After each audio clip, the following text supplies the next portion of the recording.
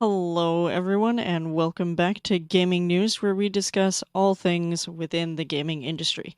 And today, we are going to talk a little bit about Square Enix and Final Fantasy. We're going to talk a little bit about NFTs. We're going to talk about E3 because that's a thing. And finally, we're going to wrap up with a little bit of news from Activision Blizzard and A Better ABK once again. So, with all of that, let's get started. So, the first thing that I want to cover is Final Fantasy XIV and Square Enix. Now, where this begins is a few days ago, there were a couple of known games journalists and people who started talking about you really should take a look at the end user license agreements with video games that you have purchased and are playing to see what you can and cannot do, especially when it pertains to in-game assets and how you use those things. And at first, I wasn't entirely sure what this was in reference to. I just knew that something had happened. And then I discovered that someone did something particularly awful, and this is what we are covering with this particular story. So if you're unfamiliar with what I'm talking about, Game Rant has an article here published on the 6th saying that Final Fantasy XIV nightclub billboard may have consequences for other players. So yes, that is a real billboard. That is not photoshopped. That is something that people paid for the advertisement to get that up. And it was shown in a couple of different places as stated by the article, and it really brings forward a number of different issues to the table. So let's take a look at the article here. Written by Alison Stahlberg. She states that the Final Fantasy XIV community has been having discussions over two billboards now taken down from Austin and Houston, Texas. And of course it's Texas, but moving right along. That's more of an internal bias, but whatever. The Rain-Free Company had characters with modded outfits on the billboards, which has been in the midst of a big mod crackdown by Square Enix, so this is thing number one. Also, the advertisement used the Final Fantasy XIV logo, which may mean that players could face a lawsuit, which is thing number two. And outside of memes, players are annoyed by nightclub's actions as it may have consequences on other players. And unfortunately, they have reason to worry. There are certain video game companies that are okay with modded content because it brings a new and fun experience or features to a game that people would like to see. Occasionally, it gives game developers direction as to what their players really are looking for in a game. Certain developers celebrate the modding community, where other developers are hard set against the modding community. If you consider for a minute that Dota was spawned out of World of Warcraft assets, or Warcraft assets, Blizzard went after these people hardcore because of what they did. Dota started off as an arcade map or something in one of the video games in Warcraft or in StarCraft, I can't remember which, but it was not a good situation because they took all of those assets and they basically used them as their own and then released an entirely new game that sparked all kinds of controversy. So there's, two sides of this particular coin, and I'm not going to say modding is good or bad.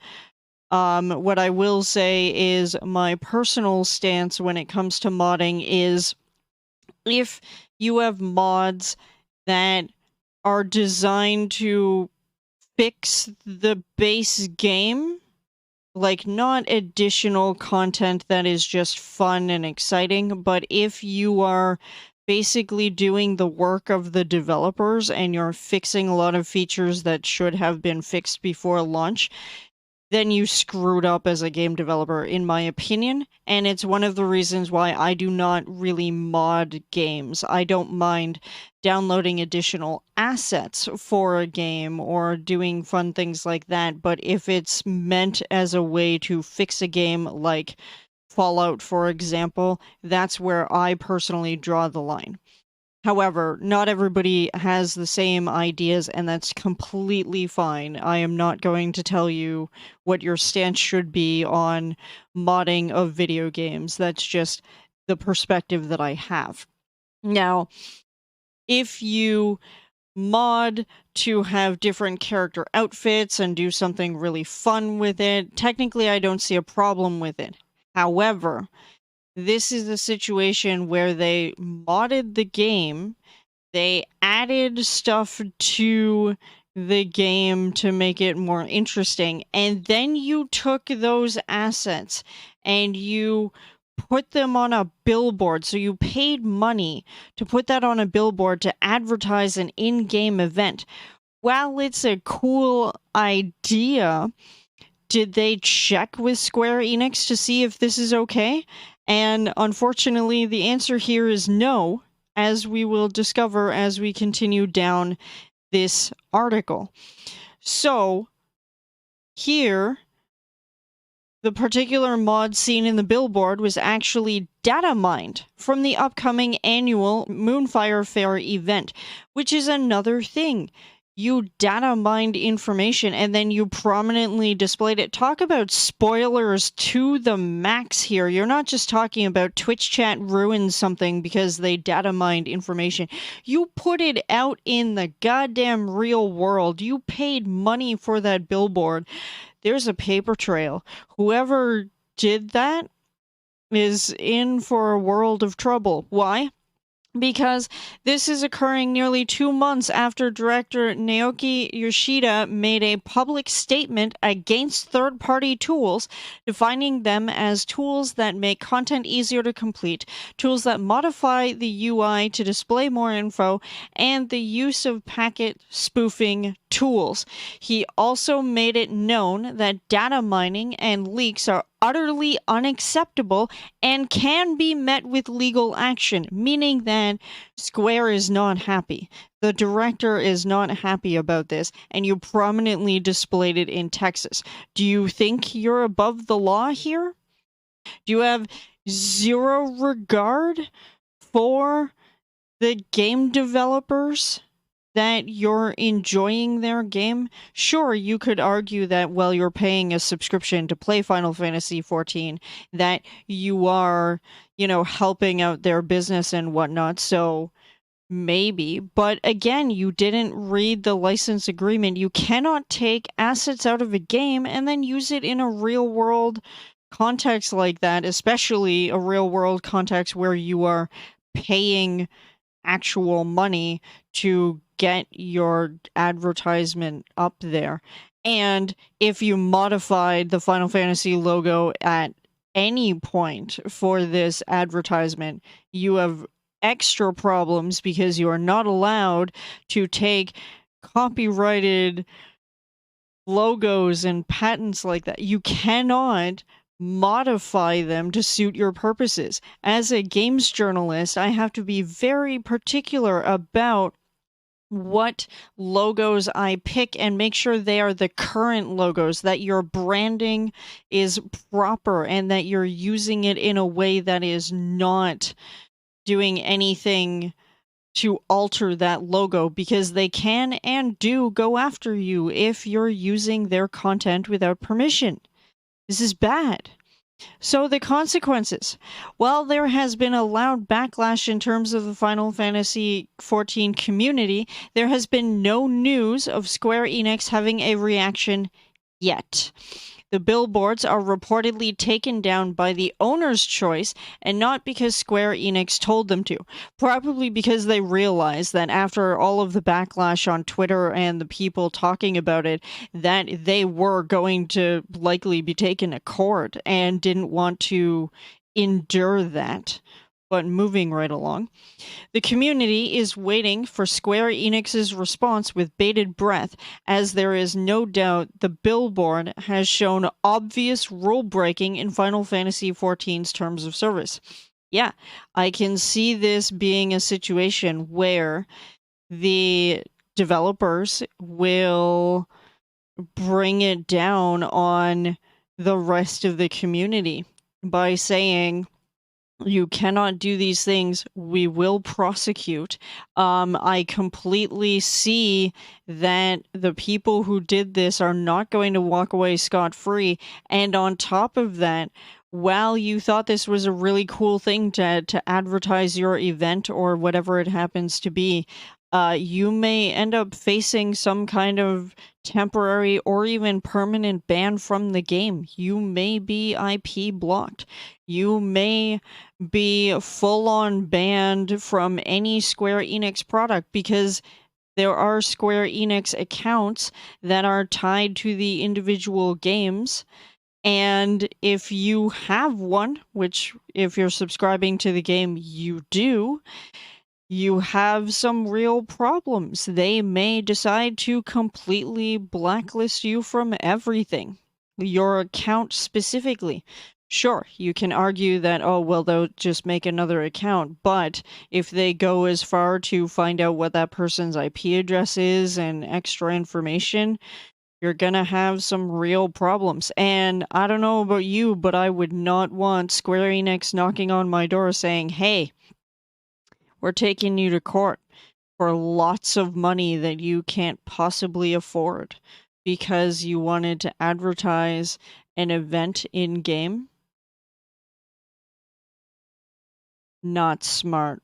Whoever did this, not smart. Read your license agreements. Check to see what you can and cannot do with assets. And stop with data mining, for the love of God. You're ruining the experience for other people, and it sucks, and I don't like data miners. I'd love to know if you agree with me. Let me know in Discord or in the comments what you think about that particular topic. Next, we're going to talk very briefly about NFTs. Now, last night I came across a YongYea video where he talked about this new console. Yeah. Let's take a look at this Shack News article about this console.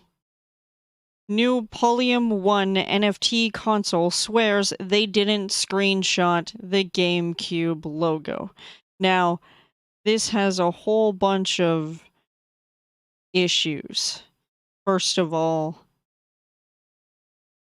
it's NFT based, so you're going to be able to purchase NFT specific games. Now, in a way, it makes sense that this exists or that it is hoping to exist because we know that certain platforms like Steam have banned any NFT or crypto-based video game, and in fact, they removed any of the games that were fundamentally based in crypto or in NFTs.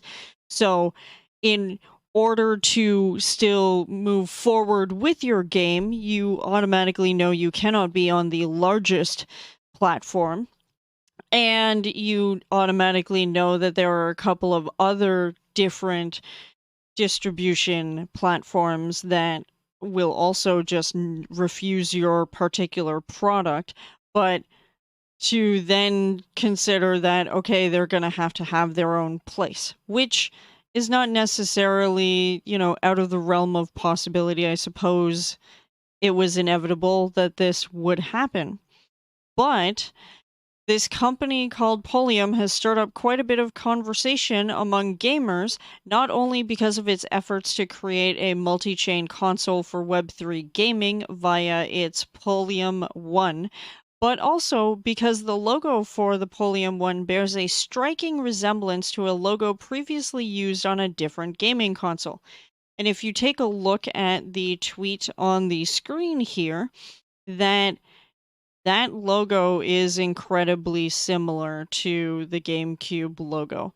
It's not out of the realm of possibility to think that they maybe used it as inspiration. It's not out of the realm of possibility to consider that logo design can be challenging. It has a number of different things that need to be considered when you look at a logo like that. And I would even argue to say that in a way it also has a bit of a Patreon-esque kind of feel as well, just because of the P and the location. And you combine those two things and it's just not looking good. So not only are gamers just fundamentally mostly against NFTs because there have been a massive decline in them, but now you are broaching on, did they infringe upon Nintendo? Now, if we're going to talk about Square Enix and using assets outside of the game in a real-world advertisement, consider Square may take them to court. Well, Nintendo is also known for their takedowns and going after people when they do things incredibly wrong. If there's even a shred of evidence to show that this logo was inspired somehow by the GameCube logo, Nintendo will take them to court. They have no issues whatsoever with what they do in terms of their consumers, and this just goes to show you that you shouldn't be screwing with these big companies, and you should take a look at the other logos out there to make sure that you're doing something unique and that is not designed that closely. It's kind of scary to think about. Now, the writer of this article continues to say that looking over the rest of the info for the Polium 1 on its FAQ page, it's noted that the Polium 1 will be compatible with networks such as Ethereum, Solana, Polygon, BNB, Immutable X, Harmony, EOS, and Wax. Presumably, all of these are cryptos.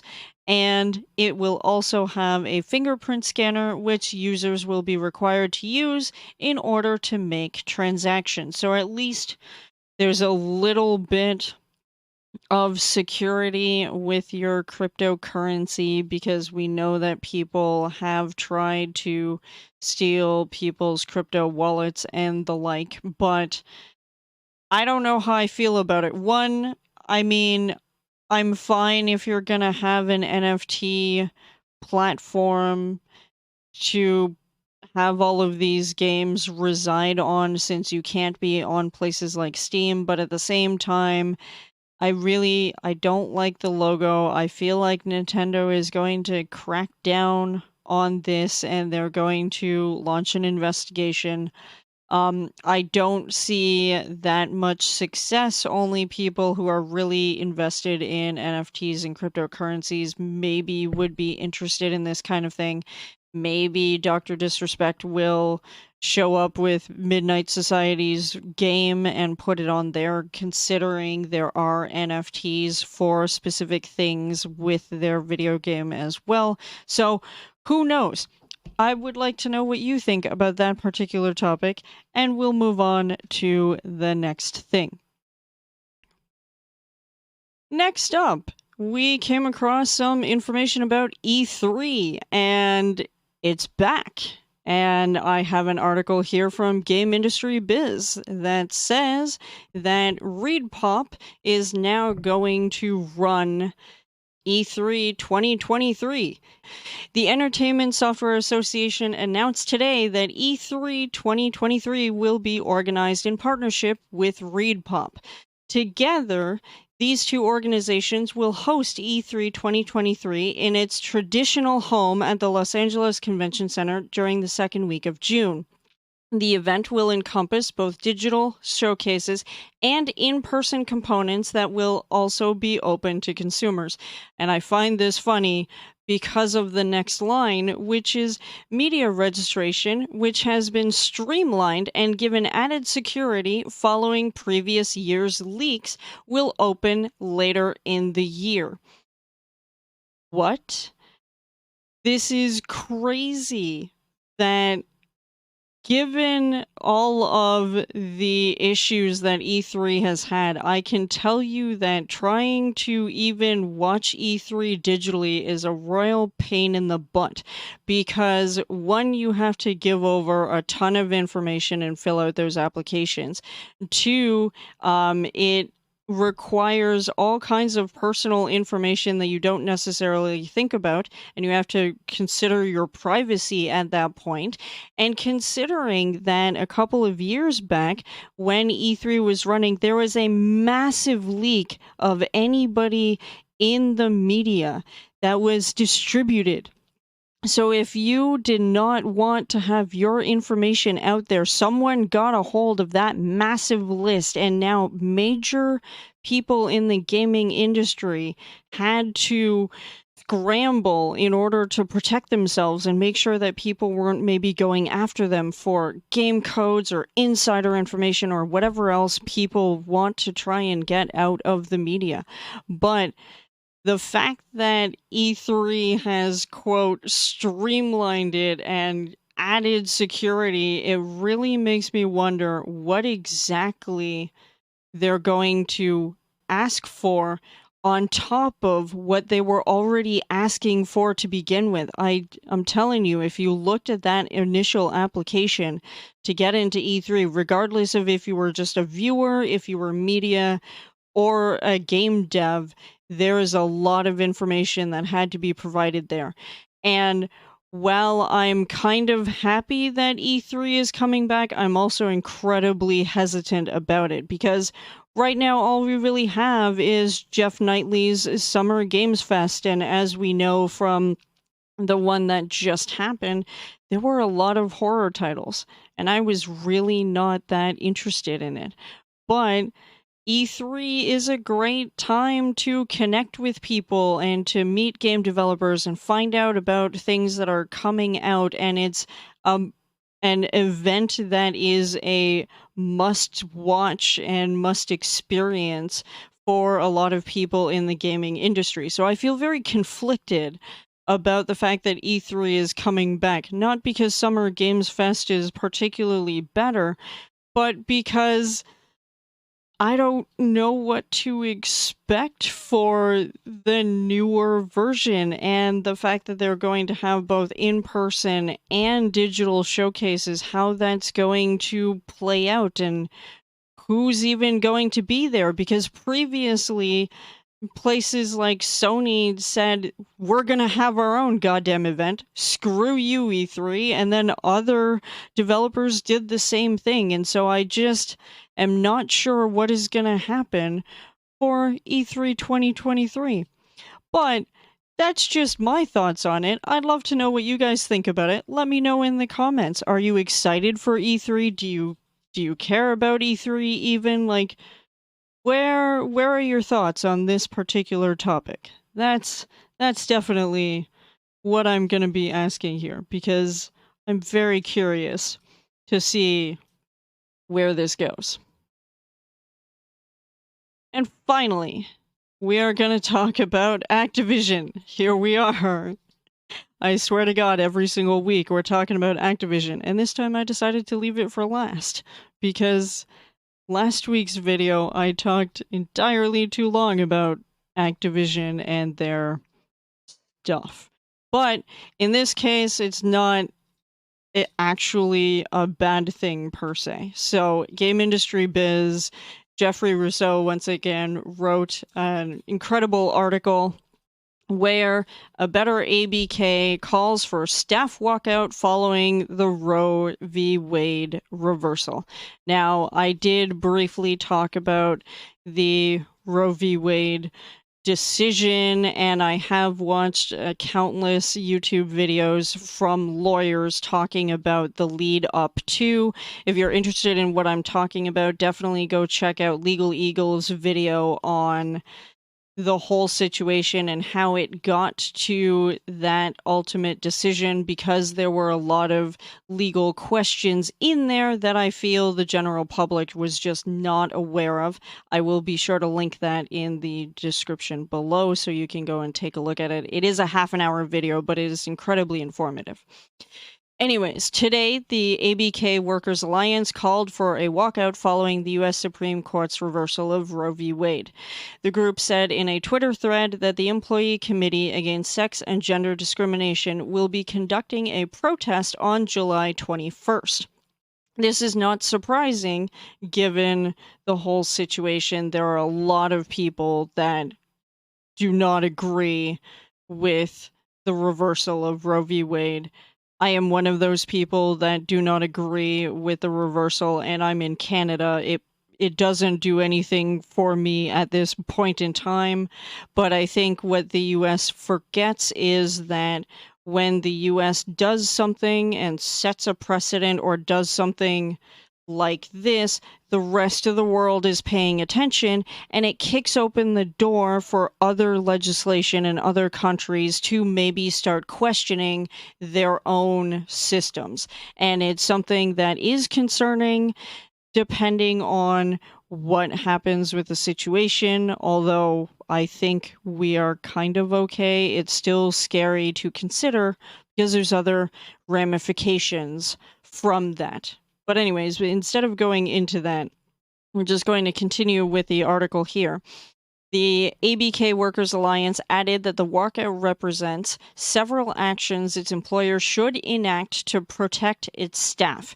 The demands shared included employee relocation assistance, the option for remote work, and cost of living adjustments for staff to move to safe state or countries to avoid discriminatory legislation, which are not unheard of. There are other companies that have done this, which I'll get to in a moment. In the wake of the Roe v. Wade decision, Activision Blizzard was one of the game studios and organizations across the industry that spoke up for abortion rights.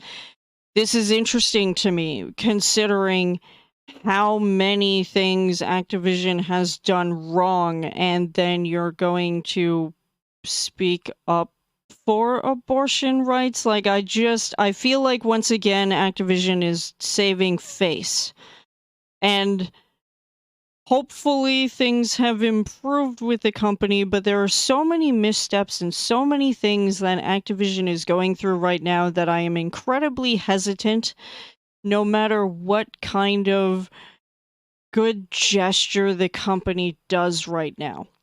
And because I, like many people, already have that sour taste, I don't know that people believe it. If you still have A Better ABK doing a walkout, it means that on the outside we're saying we're going to support abortion rights, but on the inside it can be a totally different story.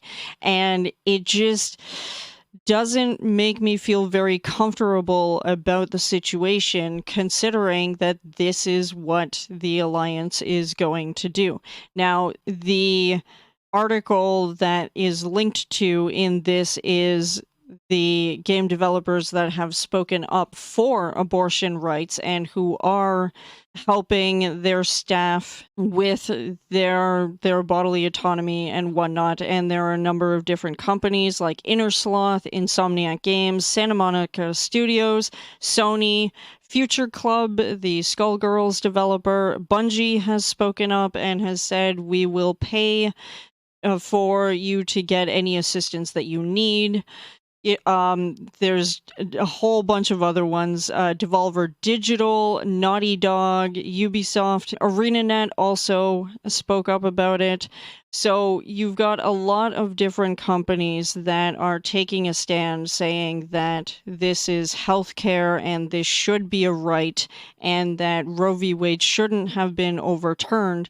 And different companies are taking matters into their own hands, regardless of what their individual states may decide to do, because now it's a decision at state level. So I'm curious to see what you think about that, what you think about the walkout, if there's stuff going on behind the scenes. Just very curious to see where you stand about video gaming companies standing up for the rights of humans. And that is pretty much what we have for today. So, thank you very much for being subscribed to the Patreon. I do these videos every single week. Please make sure to follow me on all social media. They are in the banner or in the description below. Be sure to like, subscribe, follow all of the places. If you have suggestions for articles that you would like me to cover, please feel free to message me in Discord or on Twitter. And with that, you guys have a fantastic day, and I will see you in the next video. Goodbye.